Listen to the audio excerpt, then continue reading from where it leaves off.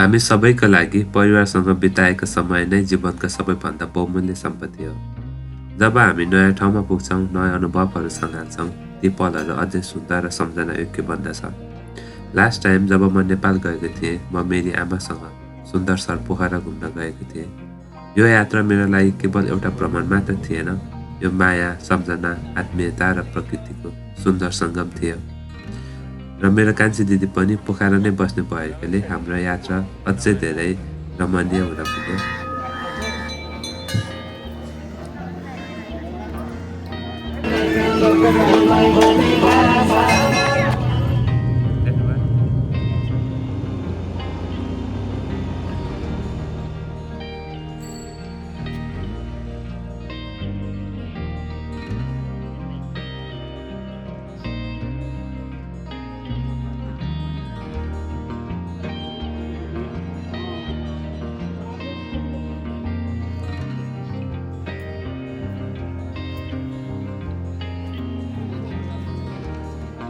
कस्तो लाग्यो तपाईँलाई पोखरा छिरेर? राम्रो लाग्यो। त्योभन्दा पनि फेरि लाग्यो।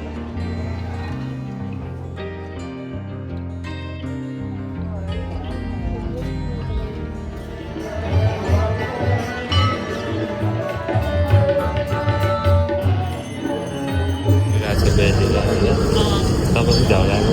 छैन भोलि आमा छोरा मजाले बस्दैछन् कि hello everyone, welcome back to the Nilkantha blog. आज चाहिँ हामी आमा छोरा पोखरासम्मको यात्रामा छौँ। अनि मेरो कान्छी दिदीको फ्यामिली चाहिँ पोखरा बस्नुहुन्छ। अनि हामी चाहिँ दिदीलाई भेट्न अनि त्यसपछि आमा छोरा नेपाल आएको बेला घुमौँ भनेर चाहिँ हामी पोखरासम्म जानेवाला छौँ। So stay tune guys, keep watching.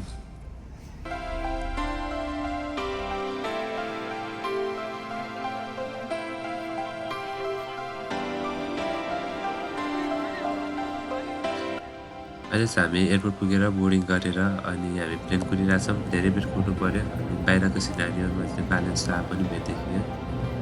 अनि अब चाहिँ 2 घन्टा लगभग पुगिसकेपछि अब हामी चाहिँ प्लेन चढिरहेछौँ गाई।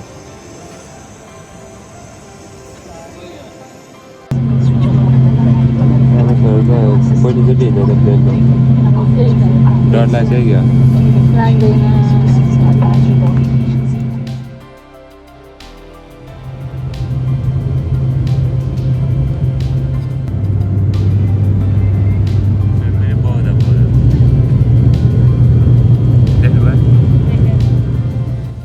लगायत अहिले चाहिँ हामी ठ्याक्कै 25-30 मिनटका यात्रामा एकदम धेरै राम्रो सिनहरू हेऱ्यो आमा छोरा। अनि कुराकानी गर्दै अहिले चाहिँ हामी पोखरा एयरपोर्ट पुग्न लागेका छौँ।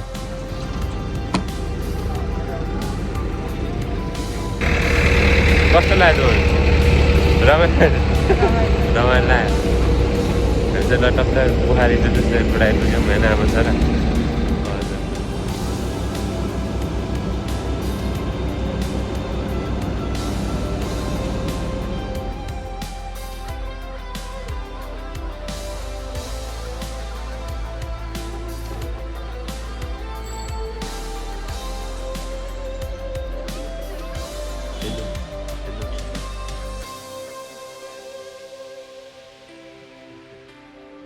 कैसे दी हवा? Good morning from Pokhara guys. Pokhara पुगेपछि हाम्रो पहिलो गन्तव्य फेवातालको बिचमा अवस्थित ताल बाराही मन्दिर थियो। यो मन्दिर पोखराका प्रमुख धार्मिक तथा पर्यटकीय स्थलमध्येको एक मानिन्छ। त्यहाँ पुग्नका लागि हामी डुङ्गामा बसेर ताल पार गऱ्यौँ। तालको शान्त पानी, त्यहाँ देखिने अन्नपूर्ण हिमालको सुन्दर प्रतिबिम्ब र वरिपरि फैलिएको हरियालीले मनलाई शान्त बनाएको थियो।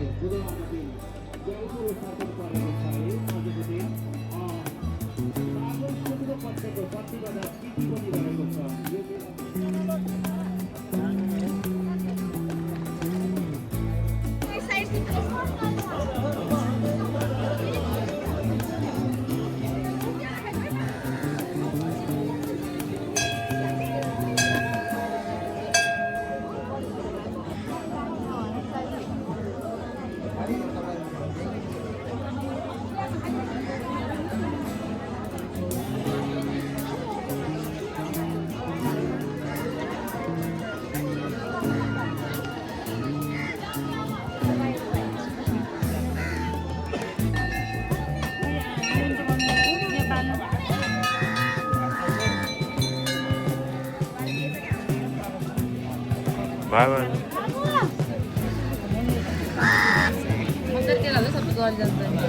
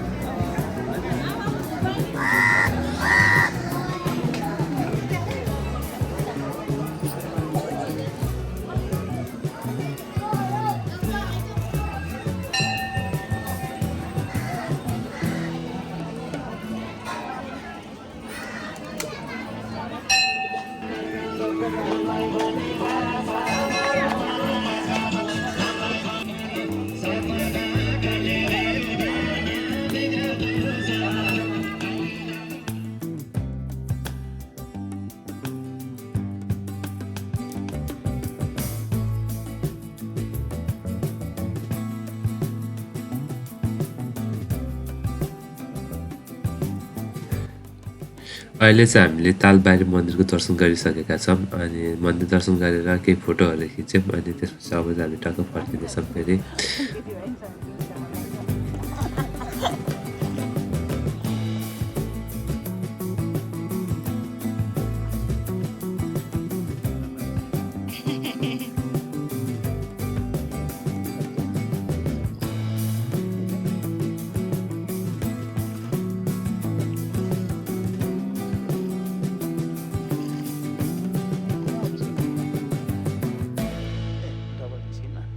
मेरोमा चाहिँ यो डाउनलोड गरेको हो होइन दाइकोमा चाहिँ इनबिल्टै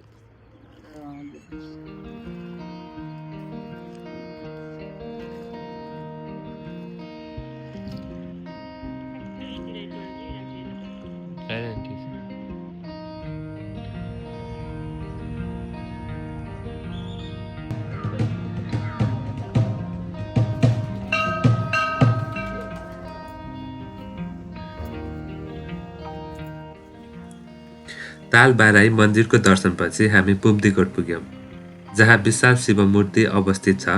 यो मूर्ति करिब 108 फिट अग्लो रहेको र हाल नेपालमा महत्त्वपूर्ण धार्मिक स्थलहरूमध्ये एकको रूपमा विकास हुँदै गएको छ। यहाँ पुग्न केही सिडीहरू चढ्नुपर्छ तर शिखरमा पुगेपछिको दृश्य अति नै रमाइलो रहेको पाइन्छ।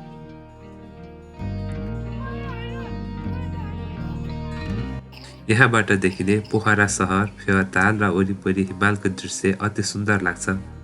मौसम सफा हुँदा अन्नपूर्ण र माछापुच्छ्रे हिमालहरू प्रष्ट देख्न सकिन्छ।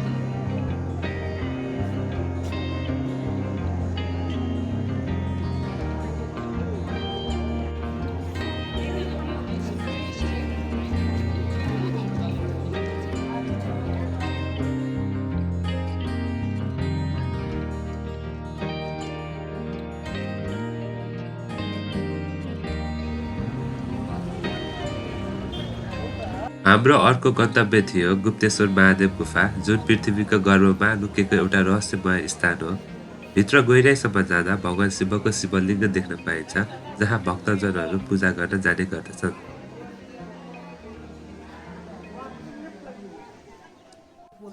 गुफाभित्र पस्दा चिसो हावा, अँध्यारो वातावरणले एकदमै धेरै फरक अनुभूति दिन्छ।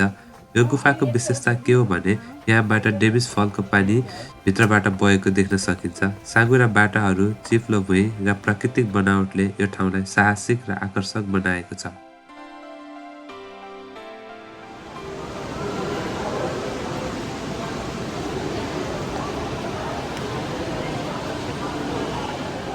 कस्तो लाग्यो तपाईँलाई गुफा छिरेर? राम्रो लाग्यो। त्योभन्दा पनि छिर्नु भएको थियो कतै? छैन। राम्रो लाग्यो?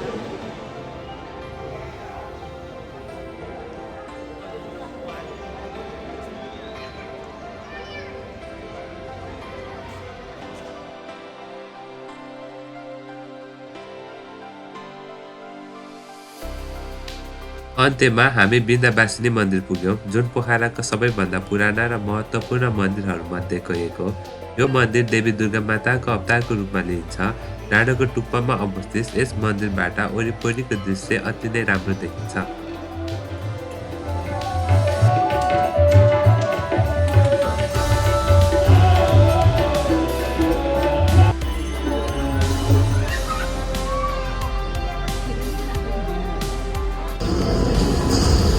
आमा छोराको कस्तो प्रेम गरिरहेको छ बिहातिर होइन तपाईँको झगडा छैन भोलि आमा छोरा मजाले बस्दैछ कि भोलि घर गइदियो के गर्नु पर्सि गइदियो। पर्सि नहुँदैन 2 दिनको रमाइलो बसेपछि फेरि आज आमा छोरा हामी काठमाडौँ फर्किँदैछौँ। Thank you so much for watching guys. See you in next video. By.